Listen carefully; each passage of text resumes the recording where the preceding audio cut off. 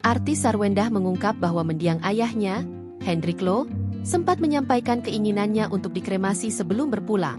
Namun, menurut Sarwendah, sempat terjadi perdebatan antara ayah dan ibunya mengenai pilihan akhir tersebut, antara dikremasi atau dikubur.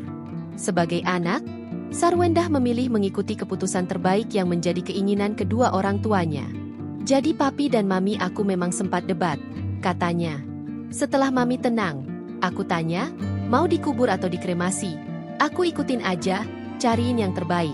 Ternyata papi maunya dikremasi, mami maunya dikubur, kata Sarwendah saat ditemui di rumah duka Grand Haven, Pluit, Jakarta Utara, Rabu, 23 Juli 2025.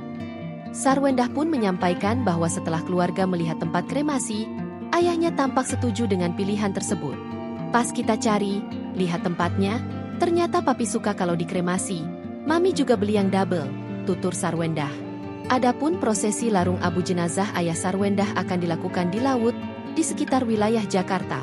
Ia menyebut prosesi larung hanya akan dihadiri oleh keluarga dan kerabat dekat.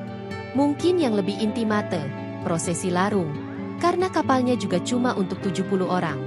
Jadi sudah dibilang nggak bisa semua ikut. Keluarga aja sudah besar, jadi hanya beberapa temannya saja, ucap Sarwendah.